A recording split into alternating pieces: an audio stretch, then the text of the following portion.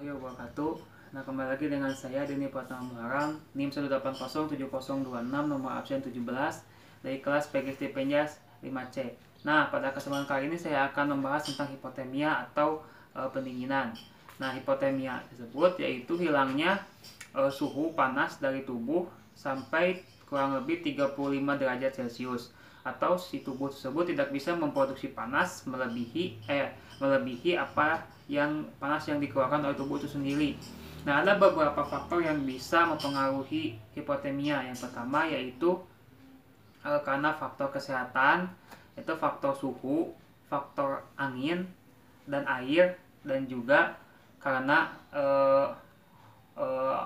faktor penyakit menahun dari si korban tersebut. Nah, pada klasifikasinya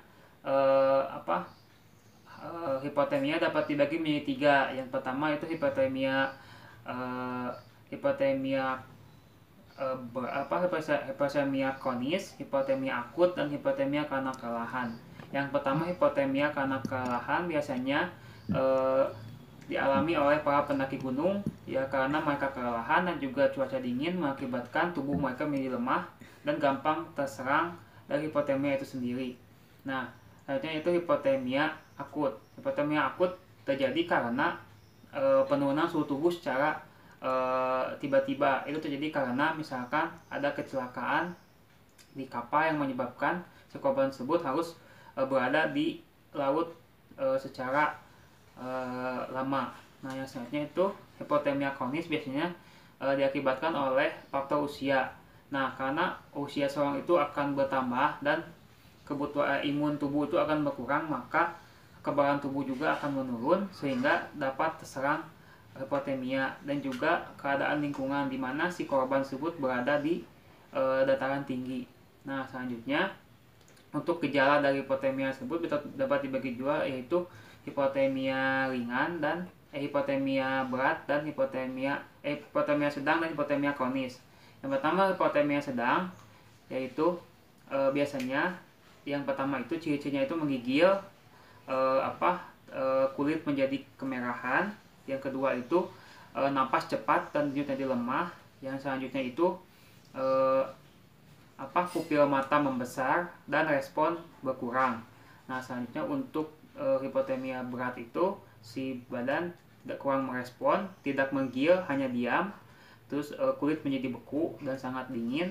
Yang kedua itu ya tidak kurangnya reaksi atau respon. Jadi pada saat hipotermia tersebut, tubuh tidak bisa merespon yang namanya dingin atau disebut mati rasa. Nah, untuk penanganannya ada beberapa cara. Yang pertama yaitu gantilah baju basah dengan baju kering, terus pindahkan ke tempat yang lebih hangat, kompres di bagian vital, dan juga berikan baju-baju hangat dan makanan-makanan hangat. Dan selanjutnya bisa dirujuk ke rumah sakit. Ada juga penanganan sederhana yang dapat kita lakukan. Yang pertama, jika berada di tempat dingin, pindahkan secara perlahan ke tempat yang kering dan hangat. Karena jika memindahkan dengan secara cepat, maka akan berpengaruh terhadap detak jantung korban. Yang kedua, bila memakai baju hangat, segera ganti dengan baju kering. Dan juga berilah penghangat seperti jaket, shawl, dan lain-lain. Setelah itu, bila dia masih sadar, cepatlah beri makanan penghangat seperti jahe dan makanan atau minuman hangat lainnya.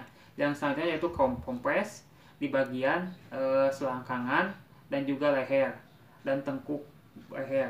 Dan jangan kompres di bagian tungkai dan juga kaki, karena si darah yang dingin tersebut dapat kembali mengalir ke jantung. Nah, selanjutnya setelah itu ada beberapa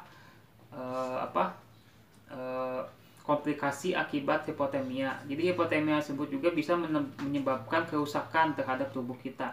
Ada beberapa penyakit yang menyebabkan dari hipotermia sendiri. Yang pertama yaitu frostbite. Frostbite sendiri adalah peradangan pada jaringan kulit.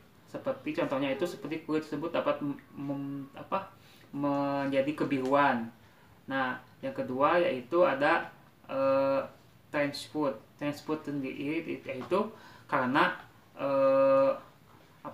terlalu banyak air, terlalu banyak direndam di air, jadi si kulit kaki tersebut menjadi keriput.